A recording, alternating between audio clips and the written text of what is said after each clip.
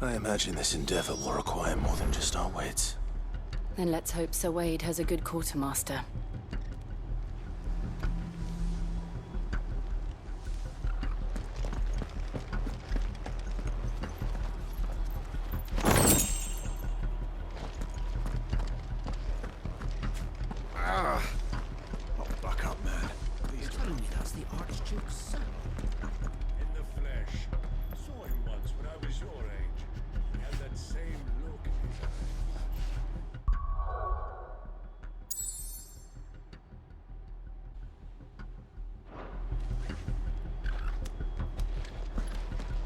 Allow me to tend to your needs, my lord.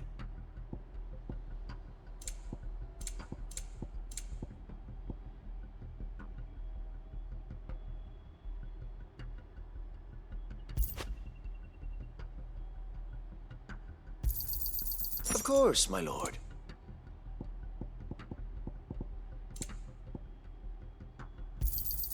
Will that be all?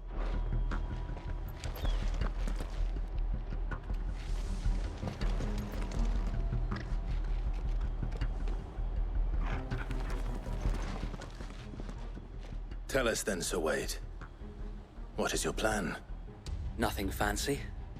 You, Lady Jill and I make for Buett Bridge and provoke the main host at their encampment. Sensing an opportunity to end the Guardians, the Black Shields will call for reinforcements, who will be met from the rear by parties of my brothers hidden throughout the surrounding hills. This will allow us to wage battle on the bridge without fear of being overwhelmed. While the Black Shields have an advantage in numbers, you see, they prefer to fight in small units, which we can use to our advantage. How small exactly?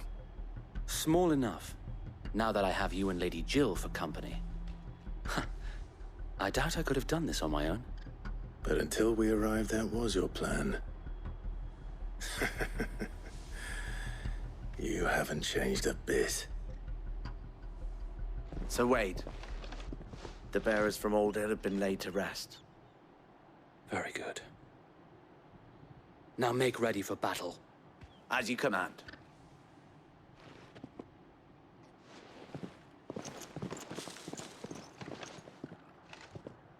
Thank you, Sir Wade. Perhaps now they will find peace. There is but one thing which will grant them peace. Putting an end to the Black Shields. And so we shall.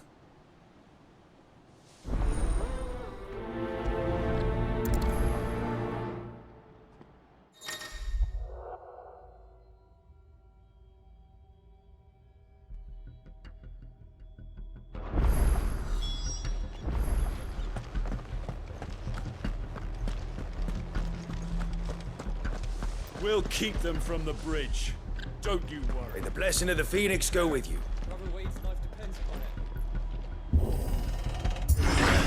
How long have you been pursuing the Black Shields?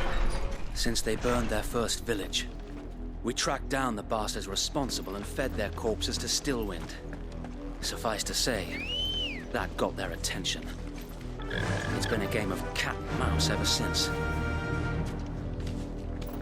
Fly, Ambrosia.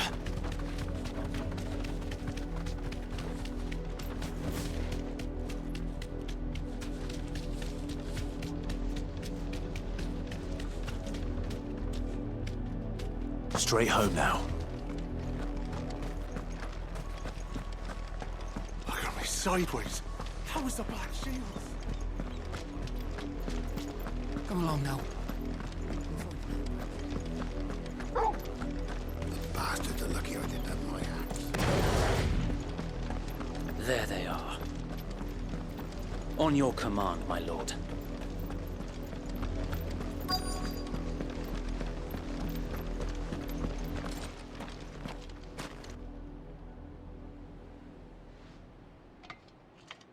What is it now? I told you! We bear a message for the Vicereine. From the Guardians of the Flame. Ha! You presume to tell us that a pair of filthy vagabonds, a woman and a dog, could guard aught against the might of the Black Shields?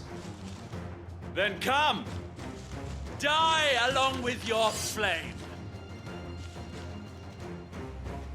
For us area! For us area! Your petty revolution ends here. On these our swords we swear.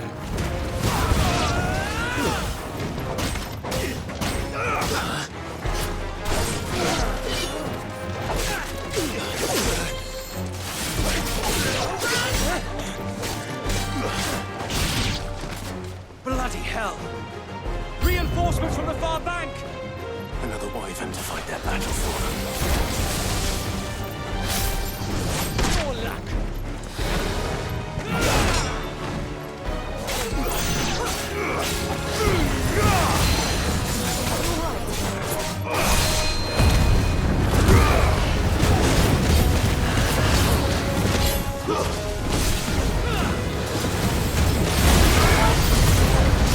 More dragons!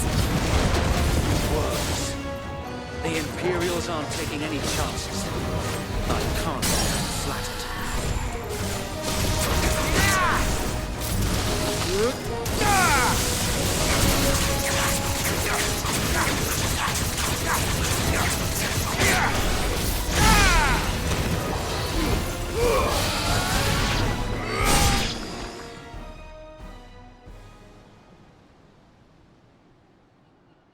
A noble stand, albeit a misguided one.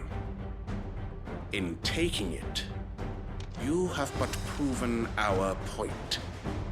That this land is in dire need of cleansing.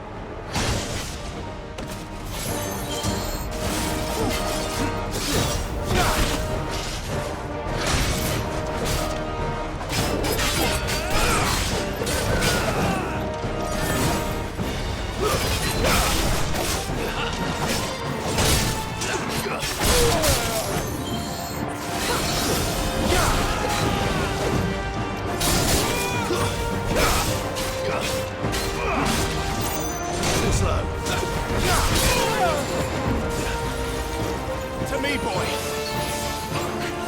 I needed that.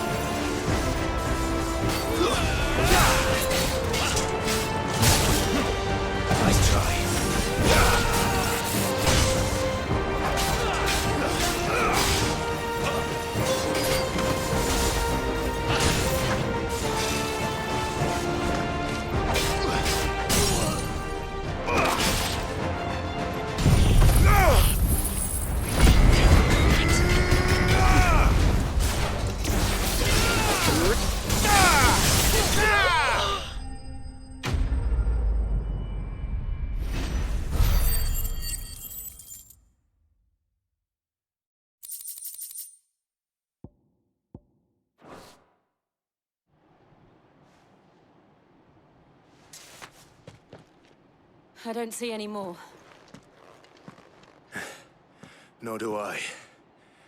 The plan worked. It did. It bloody worked. We sent every last one of the rotten bastards straight to the mud! Lord, perhaps this will be enough to stop the Cullings. For the time being, at least. Perhaps.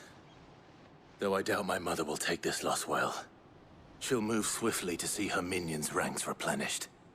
And then it will all begin again. I often wonder if the nation we once knew is gone for good. Her fields rot. Her people starve. We battled to preserve the flame that was, but for every foe we fell, another springs up in its place. Yet be that as it may, it is still our home, and we must fight for it, as we always have, and always will. For as long as the Firebird's flame burns in our hearts, the Duchy cannot die, and her loyal subjects may dream of a day when the Rosarian standard flies over Rosalith once more. So wait, Think we should fall back to Port Isolde before the garrison sends reinforcements? A sound strategy, my lord.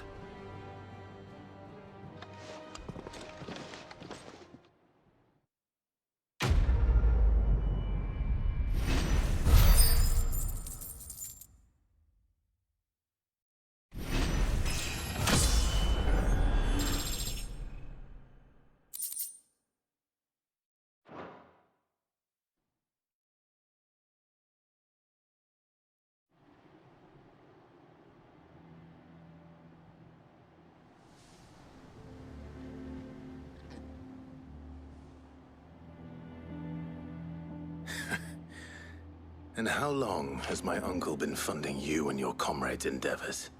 Since the beginning. Lord Byron was the first person I turned to after forming the Guardians.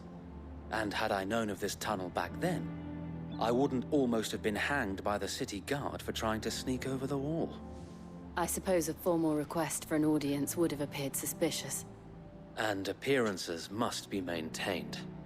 Were the Vice-Regency to catch wind of Lord Byron's involvement in our movement, they'd seize his estate and send him to the gallows, where he would be of no use to anyone. And so, though it sickens him to the soul, he plays the part of the loyal lord, knowing that one wrong move might prove his downfall. It is why he remains ever vigilant. Don't be surprised if he refuses you an audience, especially since you're famously dead. Then I will have to think of a way to prove that I am neither wraith nor wrongdoer. I might have something which could help with the latter. It's the mark of the Guardians. Display it, and those who love Rosaria will know where your loyalties lie.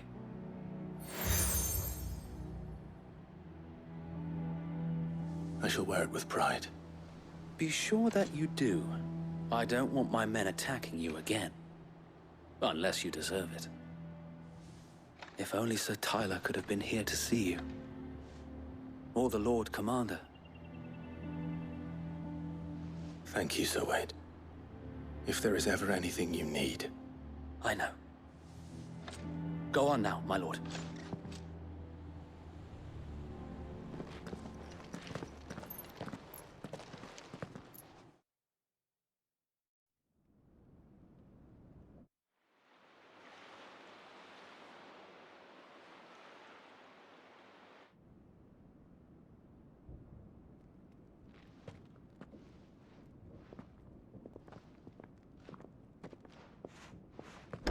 How accommodating. Do you really think they believe we are who we say we are? Not a chance.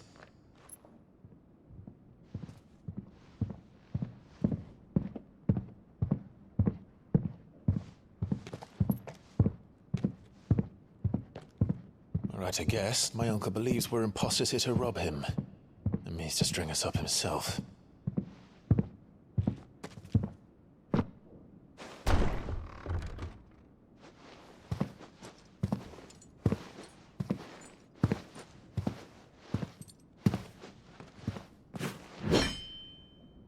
Imagine my surprise when I was told my nephew had come to visit.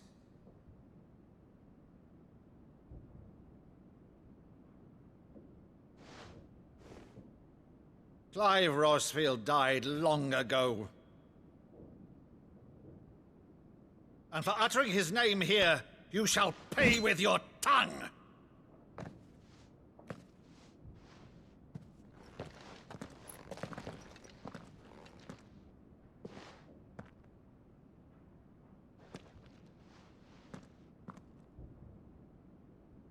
You would mock me as well?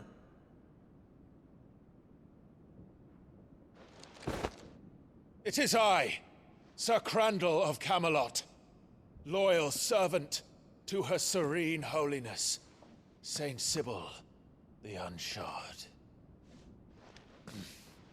Meadow, thou vile sorcerer, for thy crimes against church and crown, I shall have thy head.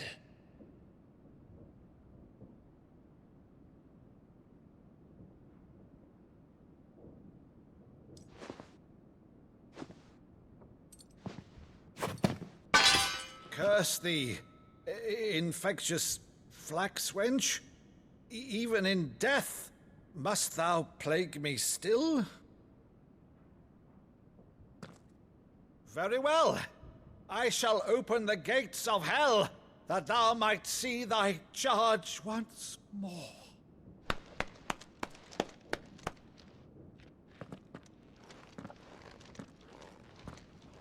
Bravo, Uncle.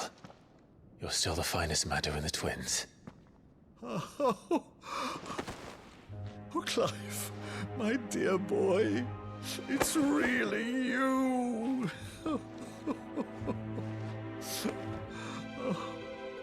You always were fond of that scene from The Saint and the Sanctuary. Never did let me play Sir Crandall.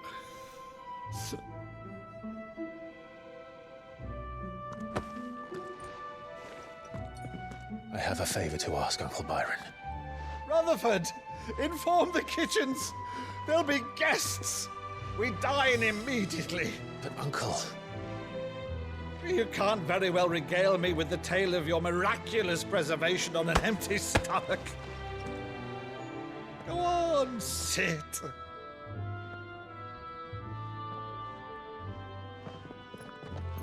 See that you use the good plates, Rutherford.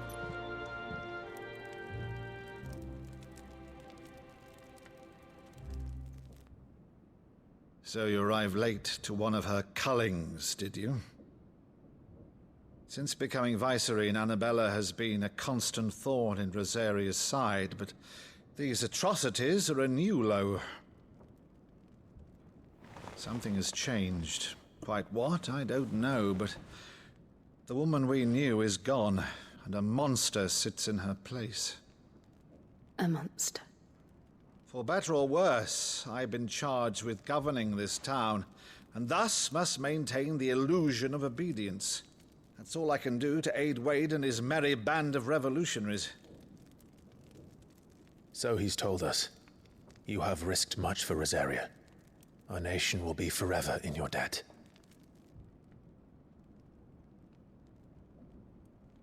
It has been 20 years, Clive. The nation your father and your forefathers fought to defend is no more. Perhaps it would be otherwise had I the courage of my brother.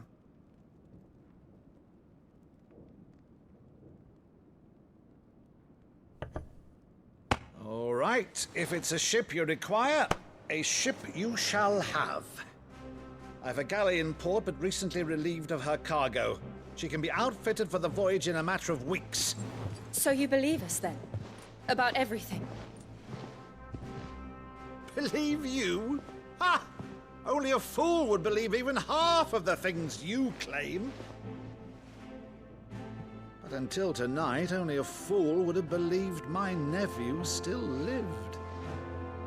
And besides, I have it on good authority that Clive is telling the truth. Whose authority? Your own, of course. You've always been a terrible liar. Is that true? It's not untrue. Let's say no more about it, eh? It wouldn't do to linger on my nephew's greatest failing.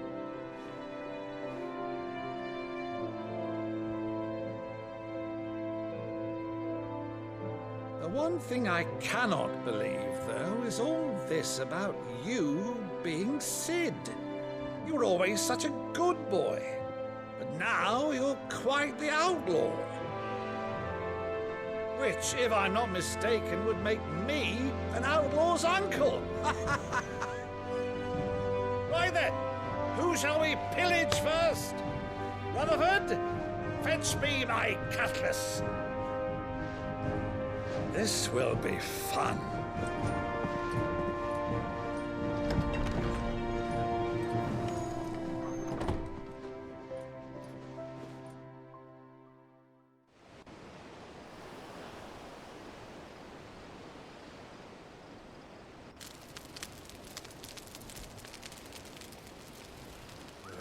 Over there. Go on. She's a fine ship, isn't she? Once outfitted, she'll bear us across the boiling sea to Drustinus in the space of 3 days.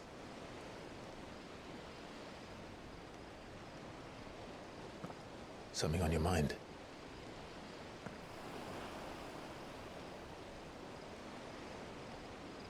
Monsters.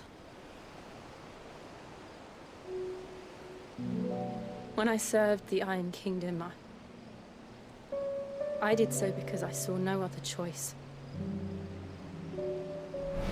Because once they learned that the lash would not move me, they turned it on those who could.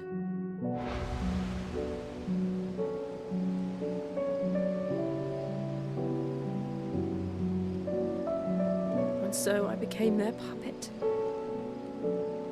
I let them pull my strings, telling myself it was not my hand that swung the sword, but another's. I removed myself from the truth so I wouldn't feel the pain it caused.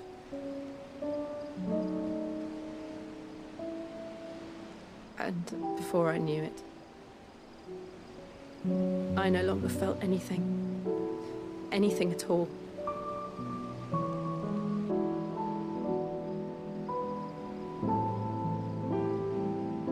I had become a monster.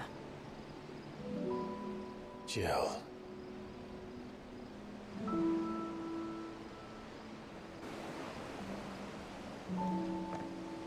I don't want to be a monster, Clive. Do you understand? I want to choose a different path, a better path. To live on my own terms. But before I can do that, I need to come to terms with my past.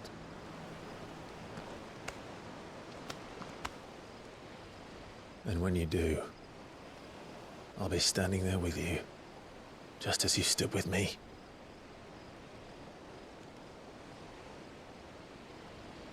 Thank you, Clive. I must atone for my sins.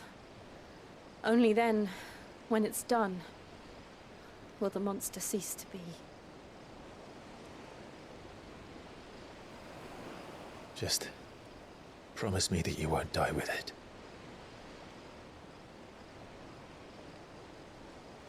Now, let's get some sleep.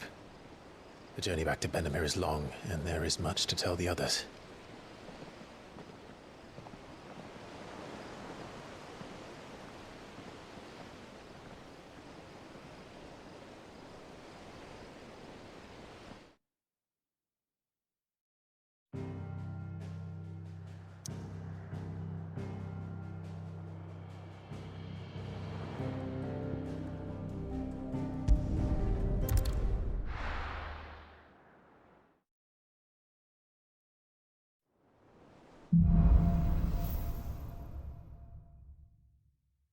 Only the Founder knows what awaits us in the Iron Kingdom. But Vivian could probably make an educated guess.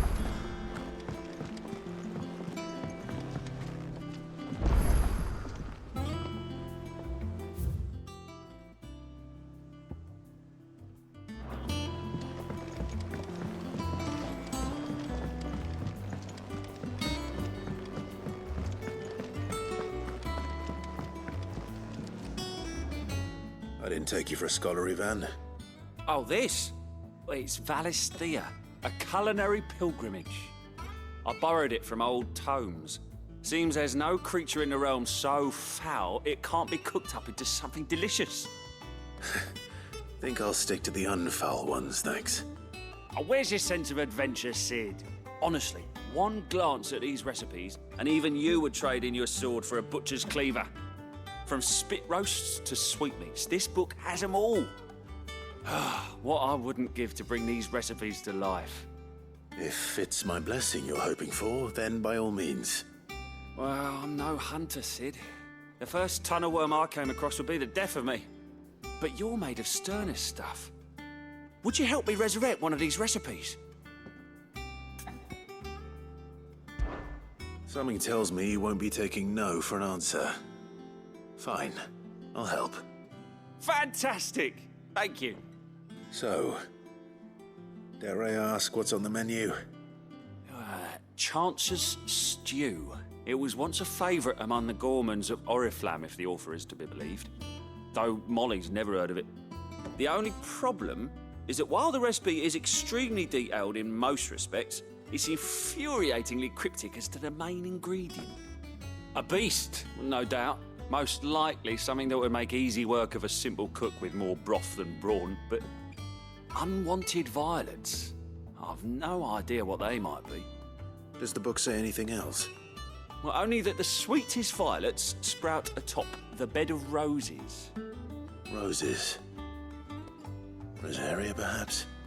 One of the butchers in Martha's Rest might know something. I'll ask next time I'm there.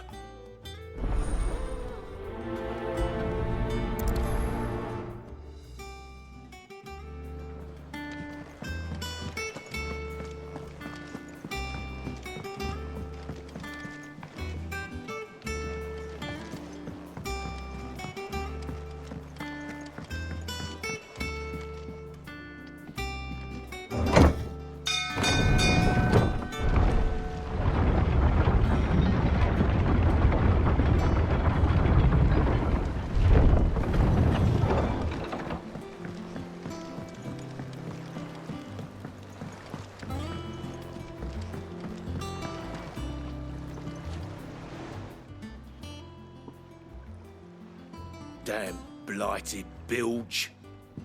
Is everything all right? Aside from the holes in my hull, everything's roses.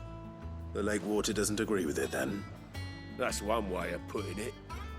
And unless you got some grand scheme to suck the black from the lake like we do in the atrium, that slurry'll keep eating away at the timber like young Tech does our lemon tarts. Suppose a coat of pitch might stave off the rot for a moon or so. Assuming we had any pitch, which we don't. Not any bloody more. Doubt the old tub's got more than a dozen runs left in him. Of course, Obolus. Your skiff is our only means of reaching the mainland. Without it, we'd be lost. Well, I'm glad someone round here sees it that way. To make pitch, you need pitch trees. But in case you haven't noticed, live trees are one of the 1,000 things sorely lacking in the Deadlands. Now, I'm not so unkind as to ask you to fell a faraway forest and lug the logs back here to the mere, which is why we'll be needing a suitable alternative. And it just so happens I once heard the thorny pitchers of Curltail Falls cover themselves in a sticky wax to trap birds and beetles and whatnot. Might be enough to tide me over. Sounds easier than felling a faraway forest. That's for certain.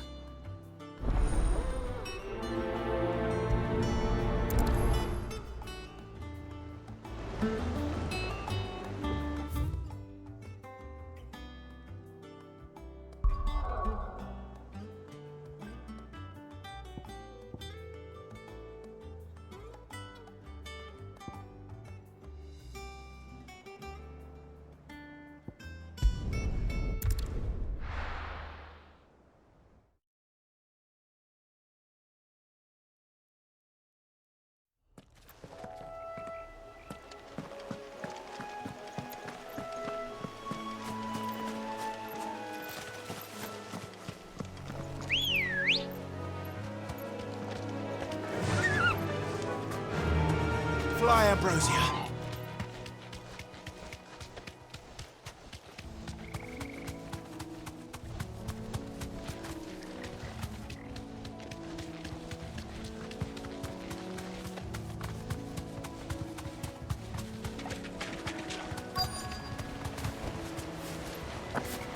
Easier than felling a forest, I said.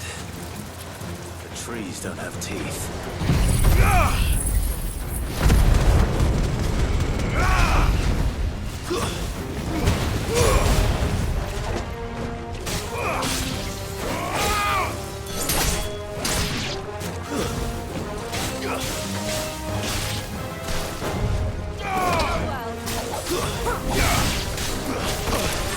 It's over.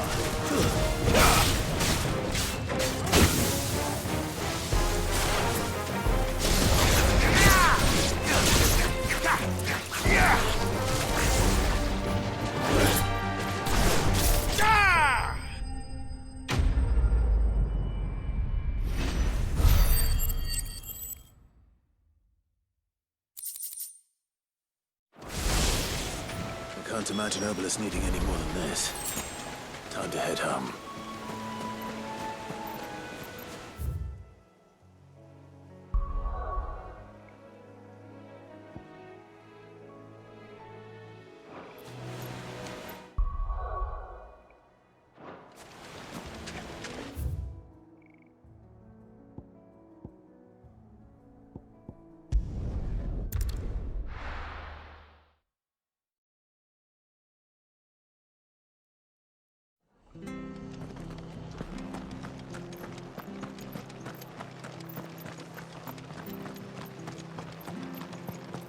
Thank you for sticking with us. Those of us who are still here have to look after each other, don't we? Ah, welcome. Times may be hard, but if you got the gill, I got the goods. What can I do you for? Unwanted violets, if you have them. Though I'd gladly settle for learning what they are if you don't. Why, I haven't heard folk call them that since I was a lad. You're looking for scorpion tails. Unwanted violets is what folk used to call them back in the day. They turn a wicked purple when you boil them up, hence the name. Used to chuck them in the pot when there weren't nothing else on offer, when there was a war on, that sort of thing. Thankfully, times aren't yet as hard as that. And even if they were, you wouldn't find anyone selling them these days. Do the scorpions still live nearby? I dare say they do. 3 Reeds would be your best bet, if memory serves. Thank you. You've been most helpful.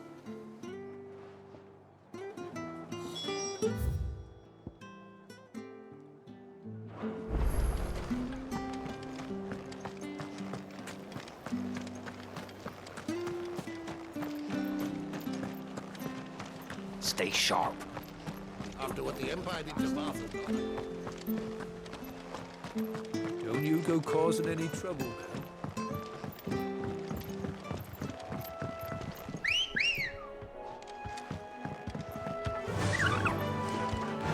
Yeah!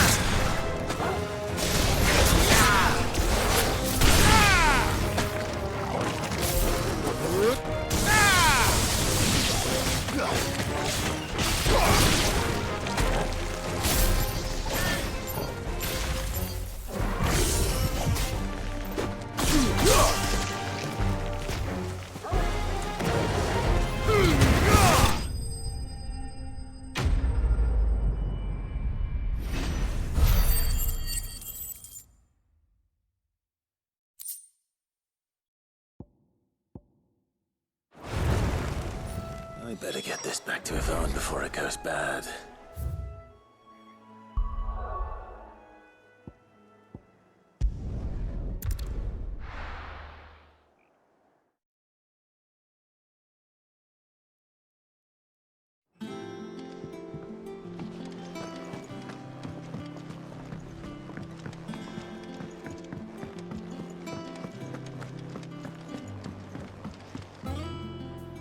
Did you find our mystery ingredient?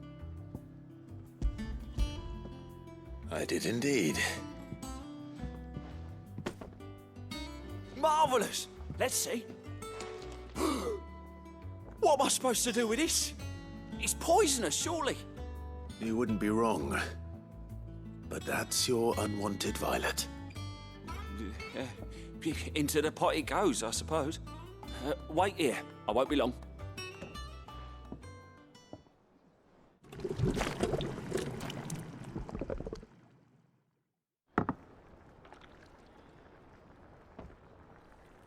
I present Chance's stew, risen once again from the ashes of obscurity. Grab a spoon, Sid. Let's eat while it's hot. I'm, not hungry. Well, it'll be too late once I've licked the bowl clean. Your loss.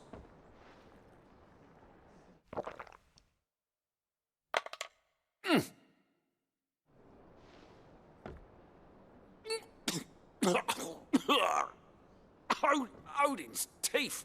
What, the salt on the senses. It's like choking on swamp water. And yet, up through the pungency, there rise complex, meaty notes.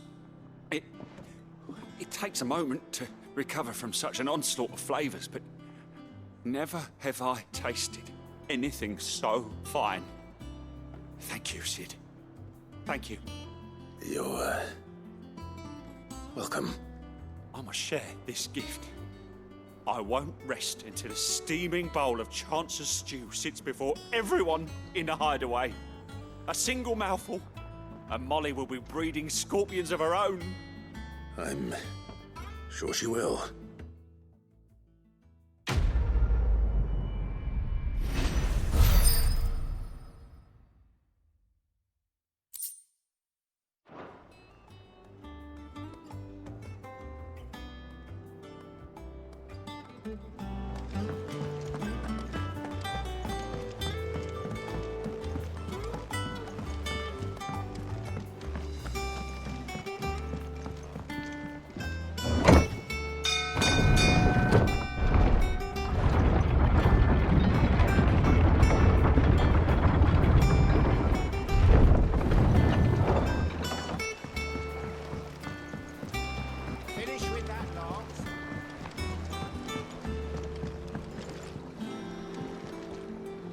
Well, did you find me some wax? Find is one way of putting it.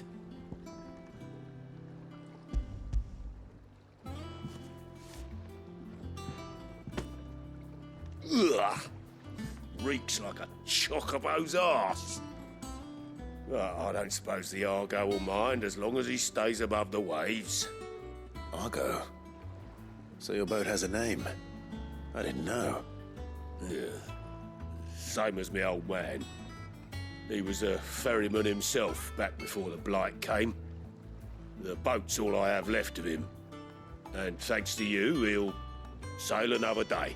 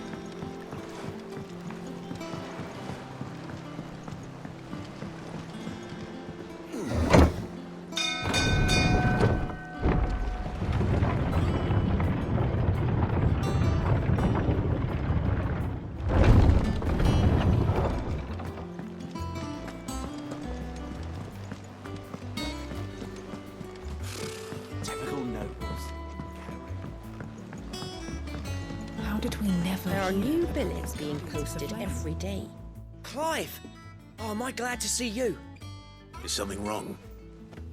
It's Blackthorn. He ain't himself. And if I'm honest, he ain't been for a while. That normally it only takes a couple of drinks to perk him back up, but not this time. Something's getting him down. And whatever it is, he ain't telling. It's like he's lost his spark, you know? He's barely got enough fire in his belly to get the ump about stuff. But I'm thinking he might if we both bent his ear, because he respects you, innit? So, what you say? Fine. If you think it will help. I knew you'd understand. But if he doesn't want to talk, we let him be. He'll open up when he's ready. All right. Now, he'll only smell a rat if we both turn up at once. So, I'll go first, and you can meet us at the forge. Wait a bit, then head over when you're ready.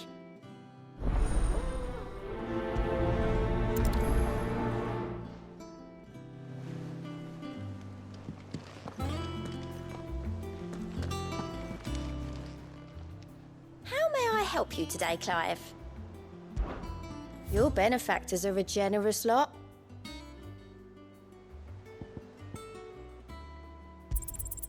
All yours. All done?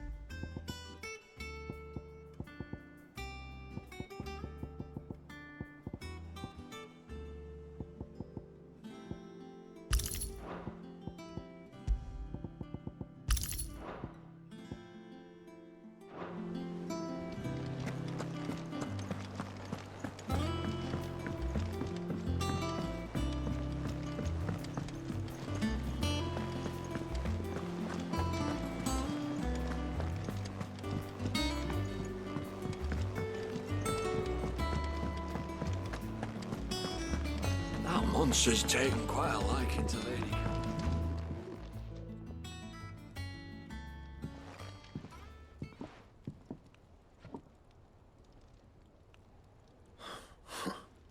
First August, and now you. What are you pair up to? What's it got to do with me? August was worried that something had been weighing on your mind. I thought you might want to talk about it. Did you now? I told you not to stick your nose in my business. What'd you go and do? Clive just wants to help, innit? What's so bad about that? Talk to him. You never know, you might feel better for getting it all out in the open. Please, mate. I'm worried about you. Phil shut you up. It's nothing really. Stupid. Not the sort of thing you bother people about. Why don't you tell us all the same?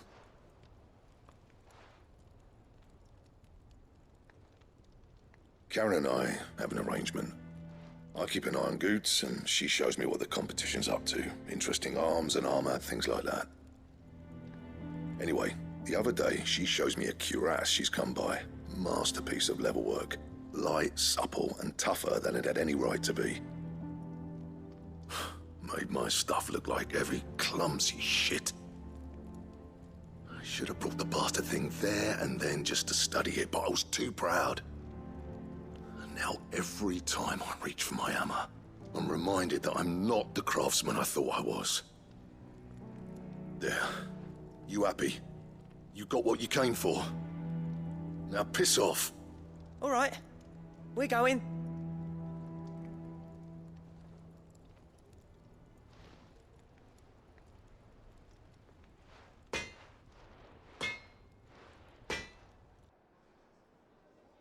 I always thought of old Blackthorn as a bit of a force of nature.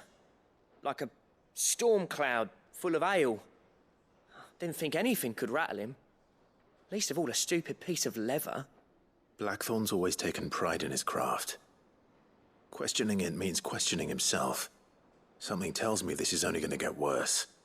If he has doubts, it will affect his work, which will only add to his problems. We need to nip this in the bud.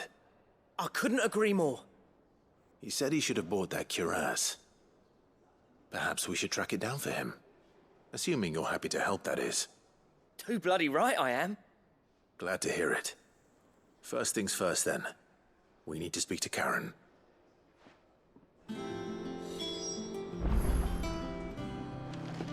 That monster's taken quite a liking to Lady Karen.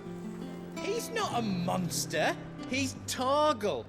And he'd take a liking to you too if you gave him as many nuts as Nan does. Karen, do you have a moment? Blackthorn mentioned that you'd recently come by a leather cuirass. An exquisite example of the craft, from what he told us. And he ain't been himself since he saw it. So we thought we'd buy it for him. Sorry, sold it already. Didn't think Blackthorn cared for it the way he turned his nose up. But it was nicely put together, that's for certain. Even if the bloke who made it is a bit of an odd one. Happened across him on my travels. Makes all his stuff to order, but the fella who commissioned it refused to pay. He didn't like the colour of summit. So I took it off his hands for a fair price. You don't know where we might find him, do you? Like I said, he's a bit of an odd one. Doesn't even have a workshop. He don't trust hunters neither, which means he spends as much time out tracking beasties as he does working their hides. I see. He did tell me something, though. Apparently, his next commission's for a set of griffin hide greaves. Here, there's a griffin on the hunt board. The curse breakers were placing bets on who'd bag it. Now, where the bleeding hell was it sighted? Somewhere in Sambrec, maybe... Cairnorthern, that was it. Thank you, Karen. We'd be lost without you. At least you admit it. So, it sounds like going after that griffin might be the best chance we have of finding our roaming leatherworker. I'll leave the hunting to you if you don't mind. While you get on with that, I'll ask around the markets. See if I can't sniff out who he is and where he's hiding. Good idea. Hopefully one of us will be able to track him down.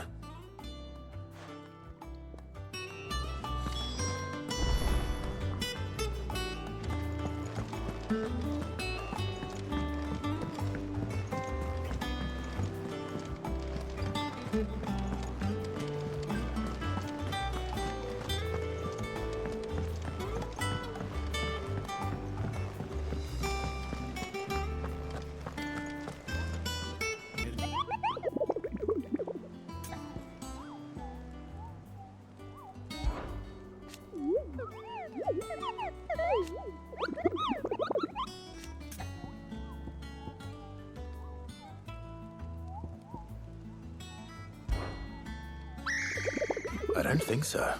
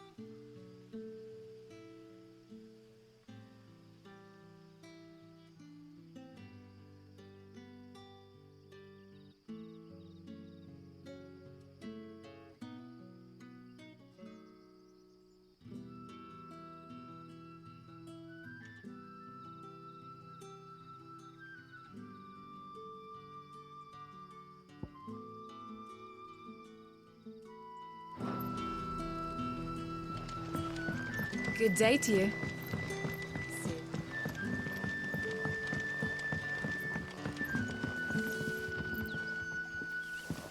The crystals we get from the tail are all but worthless.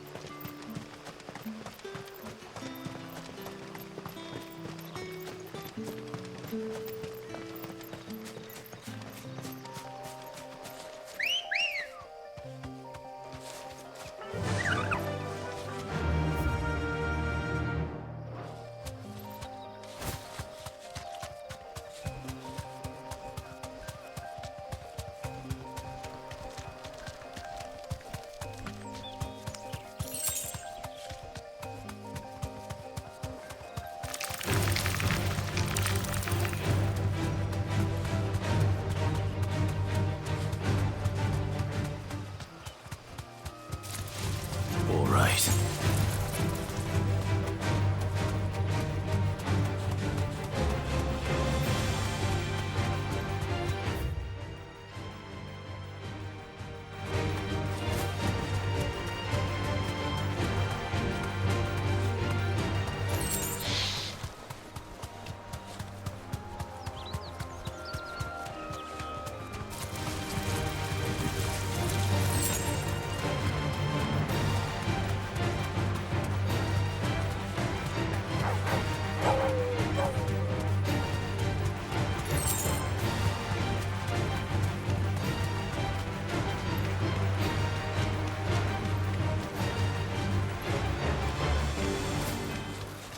Griffins don't exactly make for easy prey. Let's hope our craftsman hasn't bitten off more than he can chew.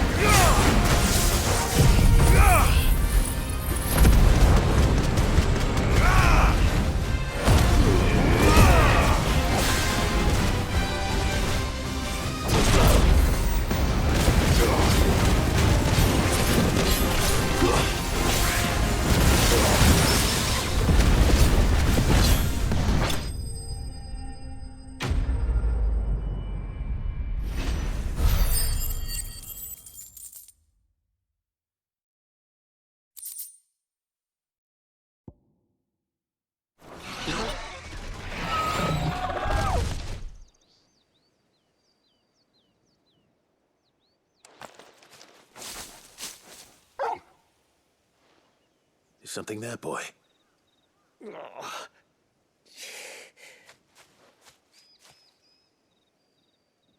Could that be our man?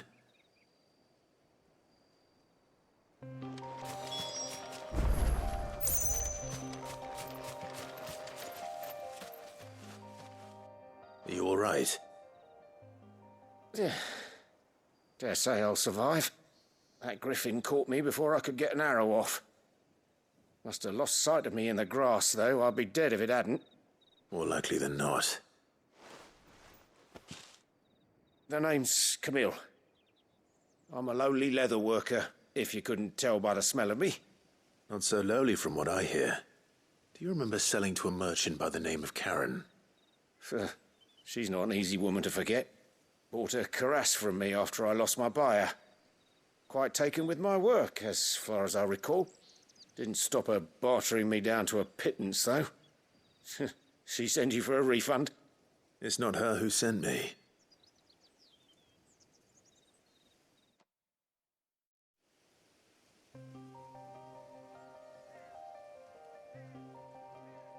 Well, consider me flattered. You should be. He's a master of his art, and not an easy man to impress. Blacksmiths are proud folk. It's a rare thing indeed for one to praise a glorified tanner. And I don't imagine an impressive swordsman like yourself would be getting your steel from any but the best. I'd dearly love to help a fellow craftsman, but... well, actually, I suppose you could give him this. What is it? Treated leather. Same stuff I used to make that cuirass. If your man's as skilled as he sounds, he'll know what he's looking at. You sure? Well, you did save my life. And thanks to you, I'll be going home with all the griffin hide I can carry. I'd say it's the least I can do. Short of showing him how to make the thing myself, that is. But there are rules against it. Secrets of the trade and whatnot. In that case, I'll see that he gets it. I'd be much obliged if you would. Right. I've got some greaves to make. You send your blacksmith my regards. Will do. And thank you.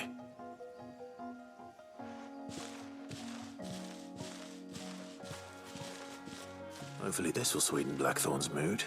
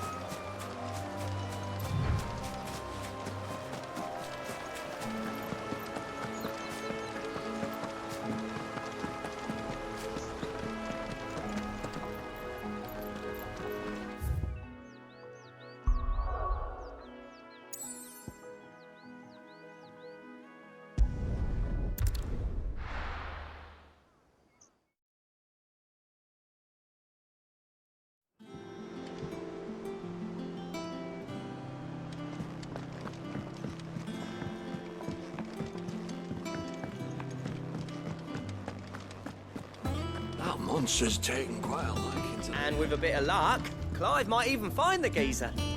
Bloody busybodies, the both of you. How'd it go, Clive? Did you find him, or does the hunt continue? I found him. And he asked me to give you this, along with his regards.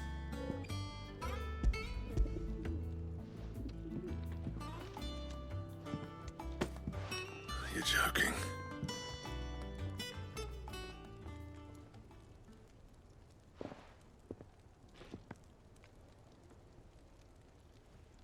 He said he wouldn't teach you how to work it, but that if you were as skilled as you sounded, you'd have no trouble understanding how it was done.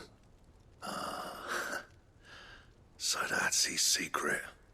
Crafty bastard. He's layered and cross-grained it. Good few times, too. No wonder it's tough. And that's no ordinary oil he's used to get that finish. Oh, this is fine work. Even finer than I thought. Yeah? I'll take your word for it. Just looks like leather to me. Still, I'm glad you're happy. Here, Clive. You didn't happen to catch the fella's name, did you? Camille, I believe. I thought as much. There ain't many leather workers in the realm daft enough to do their own hunting, see? And his name kept cropping up when I was asking around. Turns out he's from Tabor. And again, most leather workers are.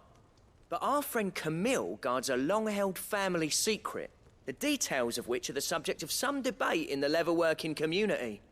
Then we better keep this close to our chests.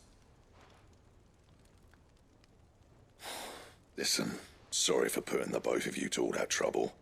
Should have kept my moaning to myself. Still, I'm glad you found him. This has cheered me right up. That was the idea. Clive's idea, anyway. He did most of the work. It's good to have you back, Blackthorn. Just don't expect me to go turning out work like this. There's a reason he does his own hunting. He knows exactly what hides to look for. And that's how he gets them to layer up so nicely. And don't get me started on how much oiling this leather would need. But I reckon I can make something about as good. Something a curse breaker will have no trouble caring for. Anyway, enough nattering. I've got work to be getting on with.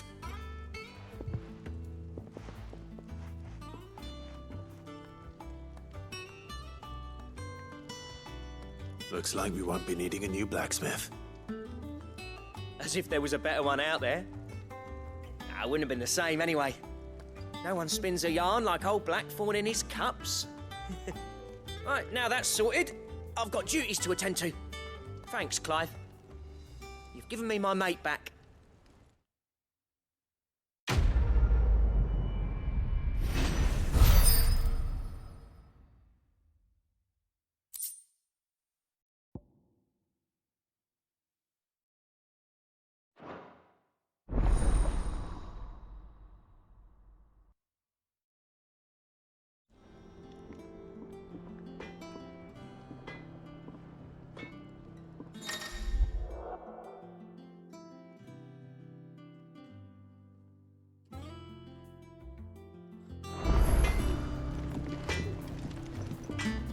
Back, are ya?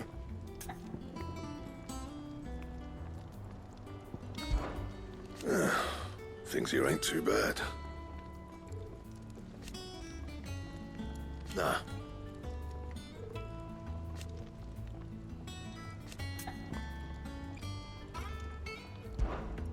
What do you want?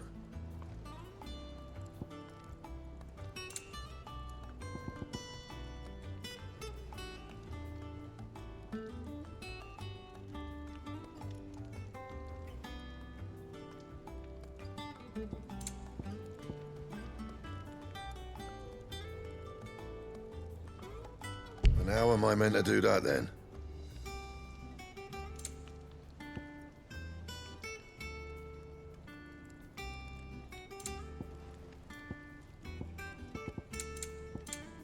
That it?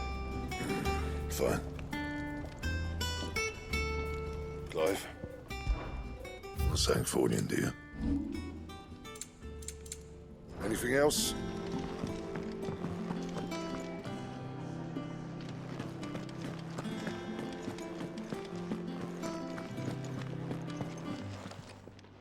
Is it business or pleasure? Go on then.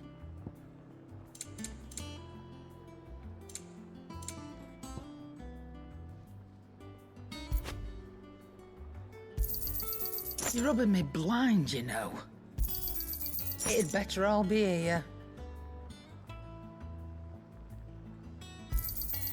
You're rubbing me blind, you know.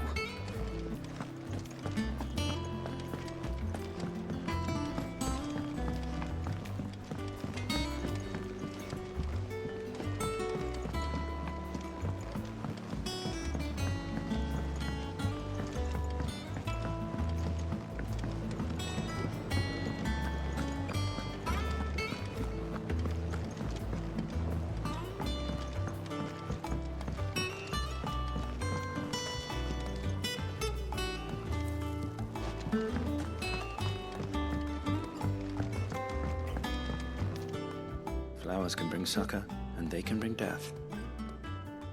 All depends on the flower. Which is why you shouldn't go eating them unless you know what you're doing.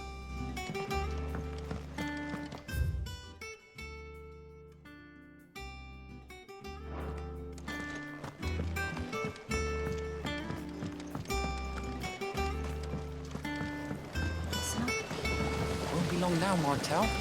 They'll try your apples soon enough. Sid, I was hoping to speak to you. Is everything all right? Oh, yeah, it's just, well, as you know, we've been trying to grow fruit down here. It's good to know that something of the old hideaway still lives on. Martel's pride and joy. It was a sapling when she rescued it from the rubble, but look at it now. All our hard work's finally paying off. I took it on, you see, after she died, and now the fruit's finally ready to eat. And not only is it ready, it's actually tasty. Sweet as you like, in fact. She bred the bitter right out of it. Impressive. And welcome news to more than a few, I'd say. I thought this first harvest could go to the curse breakers, on account of all they do for the hideaway. You couldn't take them some, could you? Seems better them coming from you. It'll be nice being the bearer of good news for a change. Thank you. She always had a soft spot for that lot, see? And once they've had their share, I'll see to it that everyone else gets some. Here you go. Martel apples, they're called, in honor of her memory. You hear that, Martel? Today's finally the day.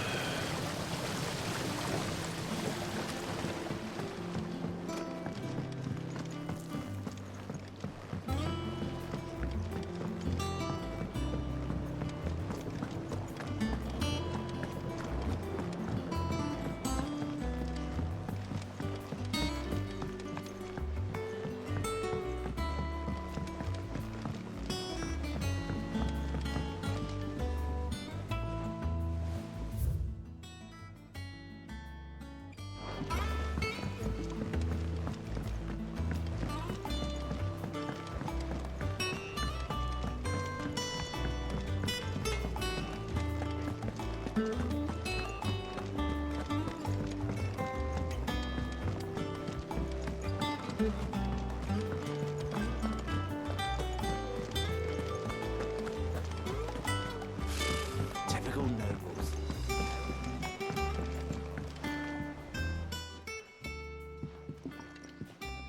You two look like you could use something to eat. Here. Courtesy of Martel.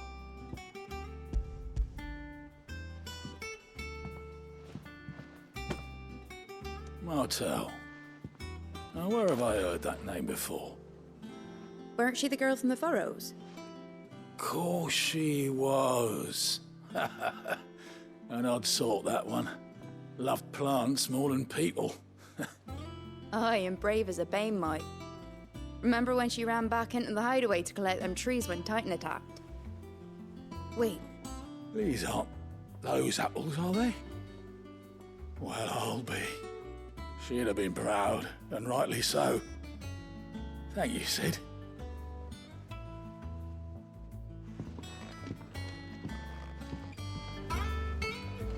did we never hear There are about new these bills Guardians of being the Flame? posted every day. Same way. A gift from the backyard. For your service.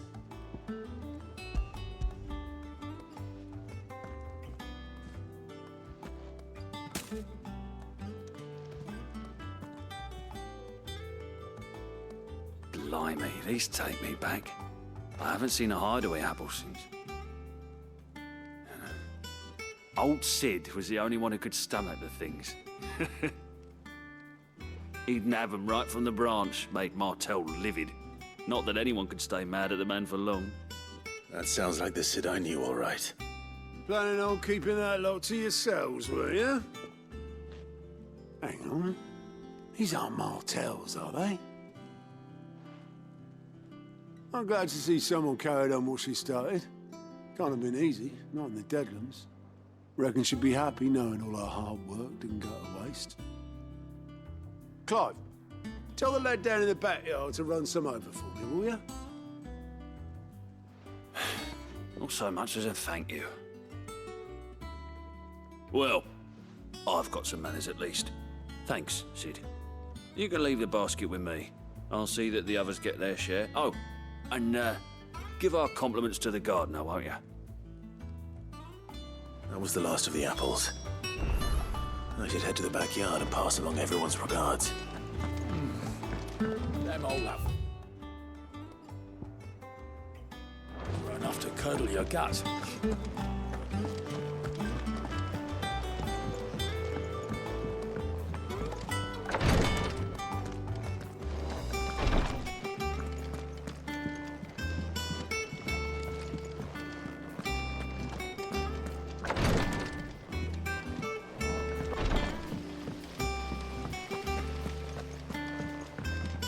That book, do you think you might read it to me?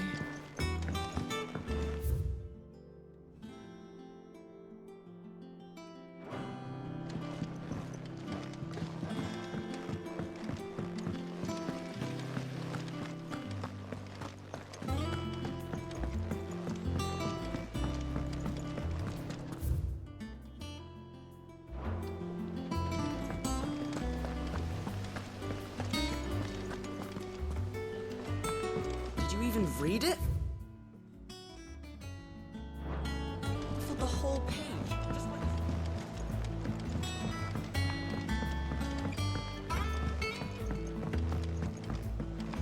Could this place be any more confused?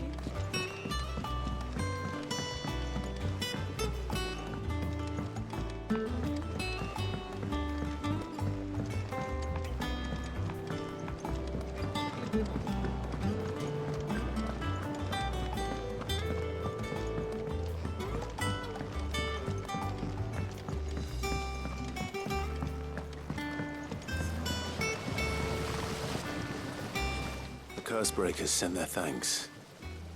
And their compliments. They were clearly very fond of Martel. They remembered her? After all these years? I suppose she was very kind, even to a tongue-tied lummox like me. You were one of the good ones, Martel. Why did you have to die? She put everything into her work. She wasn't going to rest until we had fruit sweet enough to enjoy. And now we do. When she died, I named a sapling after her. And now it's a full-grown tree. Martel lives on through the fruit it bears. And through you. Her dream would have died with her, had you not kept it alive. That's something to be proud of.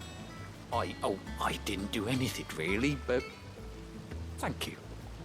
You're kinder to me than I deserve. By the way, Otto's expecting some of your crop. And I wouldn't mind some of it either, if that's not too much to ask.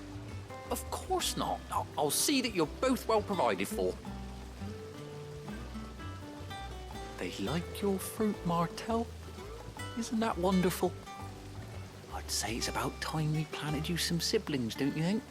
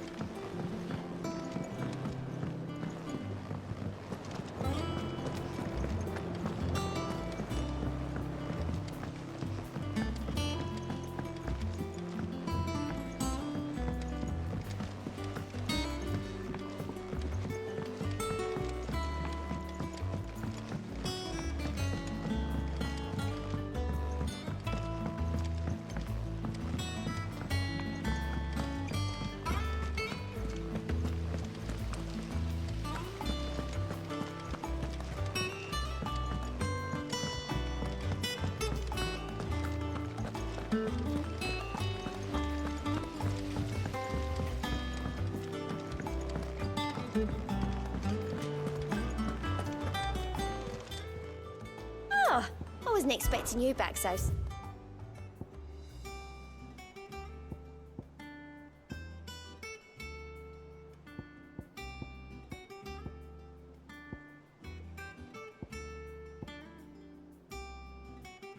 All done?